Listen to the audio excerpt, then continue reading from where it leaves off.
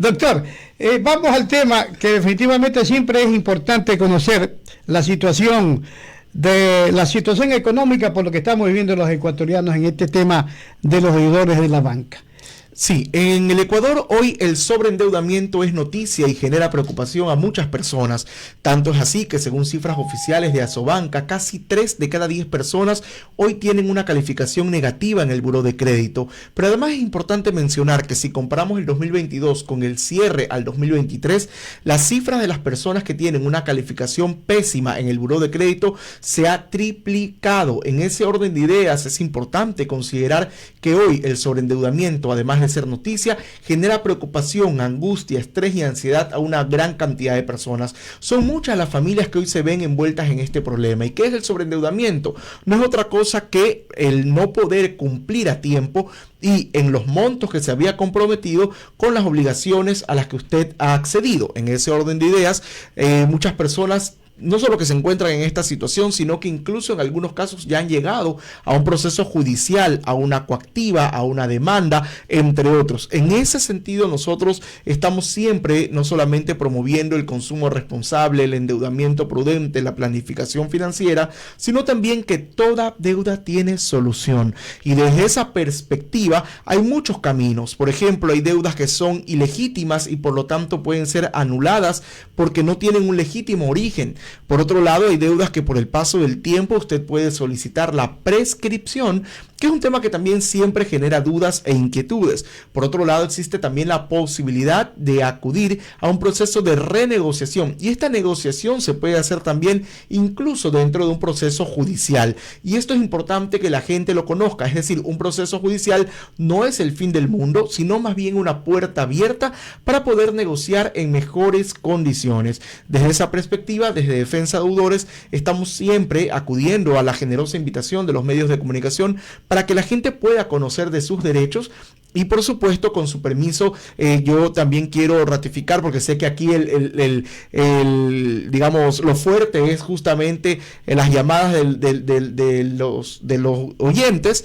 Obviamente invitarlos a que si tienen cualquier duda, pues aprovechen este espacio para poder solventarlas, ¿no? Claro. Los automáticos están listos para que ustedes puedan llamar. Estamos con el doctor César Coronel Garcés. Doctor, ¿cuáles son usted ha asesorado a muchas personas y definitivamente este es un problema que creo que, como usted acaba de dar una cifra, es bastante alarmante, ¿no? Pero ¿cuáles son los factores que de pronto las personas aducen? Dicen, bueno, yo no he podido pagar mi deuda por tal motivo. Hay factores que de alguna manera nos han afectado a todos. Por ejemplo, el paro de octubre del 2019, el paro de junio del 2022, la pandemia por COVID-19 del año 2020. Esos son 3 elementos que a todos nos golpearon por igual, unos más, otros menos. Y aunque usted no lo crea, hay una gran cantidad de personas que vienen arrastrando consecuencias de aquella época. Pero a eso hay que sumarle varios otros factores. Por ejemplo, las consecuencias del invierno en la costa, tanto en 2023 como 2024. Hay que también sumarle el tema de las vacunas y la extorsión en varios rincones del país. Yo tengo clientes, y no son pocos, que han tenido que cerrar sus negocios justamente como consecuencia de las vacunas, ya que no podían seguir pagando al mismo tiempo sueldos y vacunas. Pero también hay factores que de alguna manera han afectado de forma individual a las personas, a las familias. Por ejemplo, la enfermedad de alguien en el núcleo familiar, una enfermedad catastrófica, un accidente de tránsito, incluso la muerte de alguien dentro del núcleo familiar, del núcleo cercano. O la pérdida del trabajo, la reducción de los ingresos porque el negocio familiar que tenía, ya sea una tienda en casa o ya sea una microempresa, ha tenido que cerrar o ver mermadas sus operaciones, no solamente por la inseguridad, las vacunas, los estados de excepción que han implicado también toques de queda, recordemos el gobierno anterior y este gobierno, sino también ahora por el tema de los apagones. Entonces, son muchos los factores que inciden en que hoy la gente no es que no quiere, no puede cumplir a tiempo con sus obligaciones. Miren, nosotros tenemos más de 25 años de experiencia en Chile manejando este tema de deudas, y en el Ecuador tenemos 1 año y medio aproximadamente. Y algo que yo ratifico y que he podido constatar en mi trabajo cercano con las personas y empresas que tienen problemas de deudas es el buen carácter de pago que tiene el ecuatoriano. Es decir, el ecuatoriano que no paga no es porque no quiere, es porque realmente su situación se ha visto afectada y no puede cumplir. Lamentablemente también, en buena hora, hoy cada vez son menos, algunos acreedores le cierran la puerta a los deudores y no quieren llegar a ningún tipo de acuerdo, o les imponen acuerdos que son imposibles de cumplir. Le voy a poner un ejemplo. Si usted gana $460 mensuales, que es el sueldo básico unificado del trabajador al 2024, usted mal podría comprometerse a pagar una cuota de 500 o incluso una cuota de 300. ¿Por qué? Porque usted con el sueldo paga no solo deudas, sino también servicios básicos, agua, luz, teléfono, internet, paga también la educación de sus hijos, la alimentación en la casa, la medicina de algún miembro del núcleo familiar que necesite medicación continua. Entonces es importante que los acreedores comprendan la realidad económica del deudor y que en razón de esa verdadera capacidad se establezcan planes de pago, porque comprometerme a pagar algo que no voy a poder pagar no resulta conveniente y termina siendo una pérdida de tiempo, tanto para el acreedor que no cobra ni para el deudor que no paga, sino que es importante acudir a acuerdos que realmente sean beneficiosos para ambas partes. Bajo ninguna circunstancia promovemos que la gente no pague las deudas, sino, repito, acuerdos que sean realmente beneficiosos para ambas partes. Usted lo dijo, doctor, o sea, el ecuatoriano es tendiente a pagar, ¿no? Pero varias son las circunstancias que usted nos acaba de mencionar. Pero el temor del ecuatoriana es justamente, doctor, cuando ya vienen las llamadas telefónicas, vienen de pronto los anuncios de los juicios coactivos en ese sentido. ¿Cuál es el direccionamiento que se le puede dar a los deudores que tienen este problema? Varias cosas. Primero, es importante tener en cuenta que una coactiva o un proceso judicial por el cobro de una deuda no es el fin del mundo. Incluso estando en coactivo usted puede acceder a facilidades de pago. Incluso estando en un proceso judicial usted podría negociar. Es más, hemos tenido casos de negociaciones que hemos realizado ya incluso cuando a la persona le han hecho presunción de insolvencia, que es la última de las etapas. Entonces, llegar a un acuerdo es posible en todas las etapas. Entonces, un juicio no es una puerta cerrada, sino todo lo contrario, una puerta abierta para poder negociar. Por otro lado, también es importante recordar que la gestión de cobranza está regulada en el Ecuador. El artículo 49 de la Ley Orgánica de Defensa del Consumidor es absolutamente claro respecto a las reglas que deben seguir las empresas para cobrar las deudas.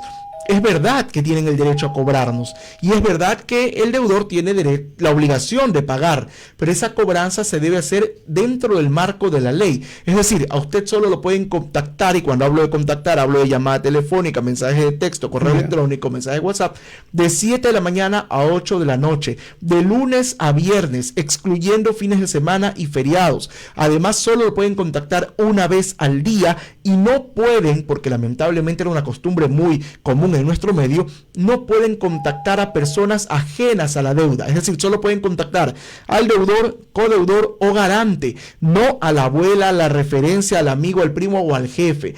Eso no solamente que está establecido como hostigamiento e implica una multa que podría llegar hasta los $4.600 en contra de la empresa inescrupulosa, sino que además acarrea una indemnización por los daños causados a la persona cuyo nombre y reputación está viéndose afectada por este tipo de prácticas que lamentablemente se siguen dando.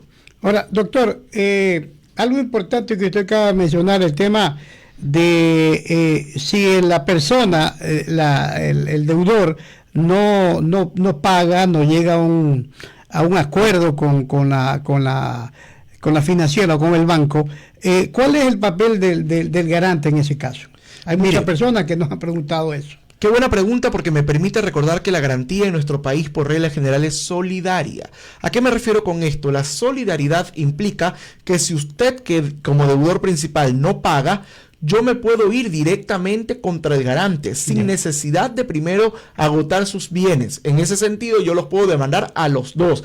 Y en efecto, la gran mayoría de instituciones financieras demandan simultáneamente al deudor y al garante. Por lo tanto, es fundamental tener mucho cuidado cuando entregamos una garantía, porque a veces lo hacemos por amistad, por camaradería, por confianza, y no sabemos el problema en el que nos podemos meter. Por lo tanto, primero, no dar garantía por regla general. Habrán excepciones. Conocer muy bien a la persona a la que usted le está entregando la garantía. Recordar además las condiciones del crédito, porque ese crédito a usted le tocaría terminar pagándolo en algún momento. ¿De cuánto es el crédito? ¿Cuál es la tasa de interés? ¿A qué plazo lo estás obteniendo? Porque puede pasar que el deudor sea un buen deudor y esté pagando a tiempo, pero resulta que falleció. ¿Quién tiene que pagar la deuda? Probablemente los herederos.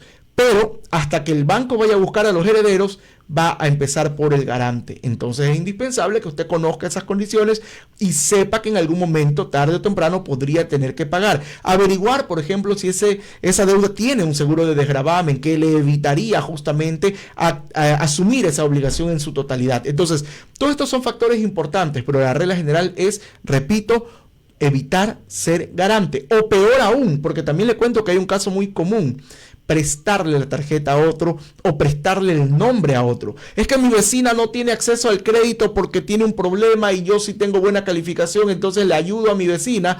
Resulta que el primer mes paga, el segundo mes paga, pero ya el tercero se atrasó y el problema es para mí, porque yo como garante asumí de manera solidaria también la deuda. ¿Y las consecuencias? Las consecuencias, no solamente en el orden de que puede perder usted y su cónyuge sus bienes, sino que además esto podría implicar un proceso de insolvencia que podría terminar en la prohibición de salida del país, el embargo de todos sus bienes, el remate de los bienes, pocos o muchos que le logren encontrar, y una serie de medidas que sin duda alguna le van a generar complicaciones en una suerte de muerte civil. Por lo tanto, el tema de las deudas, que muchas personas lo toman a la ligera, es algo que debe tomarse muy en serio, y una vez que usted sabe que no va a poder pagar, o cuando más aún ya tiene una demanda, primero, conserve la calma. Segundo, no vaya con cualquier abogado, porque algunos colegas, por querer bien hacer, le aconsejan y como no tienen la experiencia, le hacen cometer errores. Busque ayuda especializada y actúe a tiempo, porque los plazos suelen ser muy cortos en este tipo de procesos y es importante actuar con inteligencia, con estrategia, pero sobre todo con oportunidad. Doctor, ¿qué pasa cuando un banco vende una cartera vencida? Y aparentemente el deudor dice, bueno, yo ya tengo 10 años y de pronto me dicen está prescrita esa deuda. Pero cuando un banco vende esa cartera vencida, ¿sigue y continúa esa deuda? Muy buena pregunta, oiga, ¿sabe por qué? Porque me permite hablar de la prescripción. En primer lugar, es importante hablar del concepto. La prescripción es un derecho que tiene la persona deudora, pero, primera aclaración, que no opera por el solo paso del tiempo. Porque hay mucha gente que se confunde y dice, abogado, es que ya pasaron 5 años deudas con el Estado, ya pasaron 10 años deudas con privados, por lo tanto mi deuda está prescrita. No, señor, la ley es clara, la prescripción debe ser alegada y así declarada por la autoridad competente. Primera cosa, no es automática, hay que pedirla. Segundo, como habíamos mencionado anteriormente, en el caso de las deudas con el Estado, en la gran mayoría de casos opera luego de 5 años, pero hay que pedirla, y en el caso de las deudas privadas, luego de 10 años. Pero no son los dos únicos requisitos, también es importante mirar otras cosas. Primera cosa, aparte de que tiene que solicitarla y del paso del tiempo. Tercero, es importante verificar que durante ese tiempo usted no haya realizado ningún pago ni acuerdo de pagos. Y cuarto, que usted no haya sido notificado en legal y debida forma con una coactiva o con una demanda. Porque si usted ya fue notificado, esto interrumpe la prescripción. ¿Qué interrumpe la prescripción? Dos cosas. Ya sea la notificación con un proceso de coactiva o un proceso judicial en su contra, o el reconocimiento tácito de la deuda. Por ejemplo, cuando usted hace un pago parcial o un abono a la deuda. Por eso usted habrá escuchado de casos de empresas de cobranzas que le dicen, usted tiene una deuda de $1,000, pero no se preocupe, pague 20 y así yo le ayudo. ¿Por qué? Porque cuando usted paga esos 20 y ya tenía 9 años y 364 días, en el momento en que usted pagó esos $20, interrumpió la prescripción y perdió su derecho. Entonces es importante eso primero tenerlo en cuenta. Y segundo, y ahora sí respondo a su pregunta, no importa que el banco Patito le vendió al estudio jurídico Juanito y el estudio jurídico Juanito al estudio jurídico Sutanito y así. pasa por 10 manos la deuda. No importa que haya pasado por 5 o 4 manos. No es como ellos a veces alegan de que cuando le pasa la deuda al nuevo estudio jurídico se vuelve a contar el tiempo desde cero. No, señor. Se cuenta desde el día en que la deuda fue vencida. Es decir, usted dejó de pagar hoy y tenía que pagar hasta hoy. Si no pagó, a partir de ahí se cuenta la prescripción, sin importar por cuántos acreedores haya pasado. Y usted lo que hace es demandar, ya sea al último acreedor del que usted tenga conocimiento, porque le pusieron conocimiento a la sesión, o el que aparezca en el buró de crédito, porque eso también es muy importante. Hay gente que dice, abogado, me llamaron el estudio jurídico sutanito, mi deuda es de $500, que pague 200 y saldo la obligación. Muy bien. ¿Y qué hizo? Ya fui pues y le pagué. Y le dieron el certificado de no deudor. No, es que no me quieren dar. Bueno, usted cayó en una estafa. Porque usted tiene que verificar, estar seguro de que esa deuda le pertenece a esa entidad. ¿Y cómo lo hace? Revisando el historial de crédito. Cuando usted saca un historial de crédito, ahí le aparecen varios datos. Primero, ¿quién es el acreedor? Segundo, ¿cuánto le debe? Y tercero, ¿cuánto tiempo tiene en mora? Si esa deuda tiene más de 3.650 días como vencida, usted ya puede venir a Defensa de Deudores y le ayudamos a solicitar la prescripción y con esto eliminar toda la deuda. Por lo tanto, antes de que usted pague un centavo, $10 o $100 a un estudio jurídico, empresa de cobranza, etcétera, primero busque ayuda especializada para nosotros poderlo asesorar y direccionarlo correctamente si corresponde o no hacer ese pago. Es el temor justamente lo que usted dice, doctor, de las personas, el tema cuando se habla del refinanciamiento, ¿verdad? Eso es otra historia. Ese no es lo que acabamos de no. Eso ¿Cómo es el refinanciamiento? Cuando lo llama un estudio jurídico, por ejemplo, venga a refinanciar acá su deuda. Esa es otra historia y qué interesante poder hablar del refinanciamiento. Porque lamentablemente mucha gente cuando ya tiene una cuota o 2 o 3 caídas, lo llaman de la institución financiera y dice, yo lo quiero ayudar.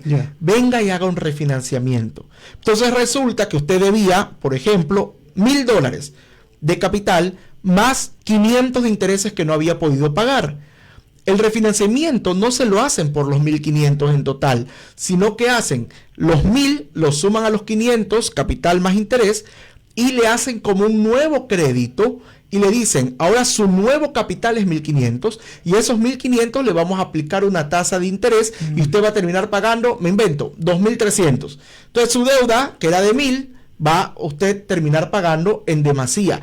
Y hay gente que comete el error de repetir esto 2 o 3 veces. Las veces que usted vaya le van a refinanciar porque saben que la deuda sigue subiendo como una bola de nieves y usted termina asfixiado. Yo he tenido casos de gente que ha hecho 2 o 3 refinanciamientos y ha terminado pagando el doble o el triple de la deuda. Por lo tanto, este tipo de prácticas que, si bien es cierto, están permitidas por la ley, ¿por qué? Porque usted, en el momento en que acepta que este es su nuevo capital, ya no podríamos hablar de anatocismo, porque el anatocismo sí está prohibido por la ley, que es el cobro de interés sobre interés. Entonces, ¿qué dice la institución financiera? Es que no es interés sobre interés, sino que él ya dejó atrás esta deuda y esta es la nueva deuda, y a esta deuda le aplico interés, a este nuevo capital. Entonces, cuando usted le diga la palabra refinanciamiento, sepa usted que es la última de las alternativas que debería aceptar y bajo ninguna circunstancia debe ser el primer camino o la primera opción que usted elija como deudor, porque termina pagando más. Y recordemos una cosa, si bien podría significar un alivio temporal, porque uno dice, abogado, es que me ayudaron porque me bajó el valor de la cuota y así vivo más tranquilo, pero multiplique pues ese valor de la cuota por los meses que le extendieron la deuda, ¿cuánto va a terminar pagando? Y es que lamentablemente por falta de información muchos de nosotros vamos y firmamos cualquier papel que nos ponen al frente y todos hemos cometido en algún momento ese error por el susto, por la emoción, por lo que sea. Y realmente terminamos cometiendo un grave error. En muchos de los casos, y también regreso, con algo que no mencioné anteriormente y es importante, en muchos de los casos, cuando la persona está en este callejón sin salida, de no saber qué hacer, lo más conveniente es ir haciendo una bolita de plata. Es decir, si usted le destinaba esta deuda todos los meses 300 y realmente solo puede destinarle 200, esos 200 ahórrelos, para que cuando llegue el momento de negociar con el acreedor, tener algo que ofrecer. hacer, tener algo para poder negociar y que una negociación sea conveniente. Hemos tenido así muchísimos casos de personas que han sido demandadas. Le voy solamente, y esto en 2 segundos le cuento el caso que tuvimos de un señor en Santo Domingo. Él tenía una deuda de aproximadamente $28,000 con una conocida tarjeta de crédito. Él fue demandado en el 2019. La audiencia recién se realizó en agosto del 2023. Llegamos a un acuerdo de pagos. ¿Cuál fue el acuerdo de pago? Fijar la deuda en 15,000, excluyendo una serie de valores como intereses y gastos legales, y fijando la deuda en 15,000. Esta se va y se está pagando en 30 cuotas de $500 mensuales. Solo para ponerle un ejemplo de que es posible negociar en juicio. Tuvimos otro caso de un señor que en cambio ya estaba en insolvencia. Este señor tenía una deuda de aproximadamente $32,000, pero de ese valor el capital era únicamente 17,000 y logramos un acuerdo más o menos por ese valor. Entonces, ¿se puede llegar a acuerdos? Se puede, siempre y cuando usted no cometa ningún error, cuente con ayuda especializada. Pero también hemos logrado en algunos casos, por ejemplo, justo esta semana nos notificaron desde la Comisión de Tránsito del Ecuador de la prescripción de unas multas. Es un señor que debía $600 en multas, pero eran multas que ya tenían más de 5 años y que sí aplicaban según el reglamento de prescripción, y ante la Comisión de Tránsito pedimos su eliminación. Y así le puedo contar muchísimos casos de los cientos de ecuatorianos que ya han confiado en Defensa Deudores y que hoy viven más tranquilos y que saben que toda deuda tiene solución. Doctor, finalmente, Pedrito, son las 4, oímos los 3 minutitos, Pedrito. El asesoramiento de ustedes es a nivel nacional, ¿no? Sí, nosotros... ¿Cómo se pueden ubicarlos? ¿Cómo se lo pueden ubicar? Perfecto, nosotros tenemos atención a nivel nacional a través de la línea telefónica 1-800-DEUDAS. Repito, 1-800-DEUDAS, o si desea llamarnos por su celular, aunque el 1-800-DEUDAS también funciona en el celular, pero si quiere llamarnos a otro número, 0963-002 002 0963-002-002. Además, los invito a que nos sigan en las redes sociales, @Defensa Deudores S, @Defensa Deudores S. Estamos en Instagram, TikTok, Twitter, Facebook, en todas las redes sociales. Y finalmente, si desea visitarnos, lo puede hacer directamente en nuestra oficina en la ciudad de Guayaquil, edificio World Trade Center, Torre A, oficina 805. Repito, edificio World Trade Center, Torre A, oficina 805.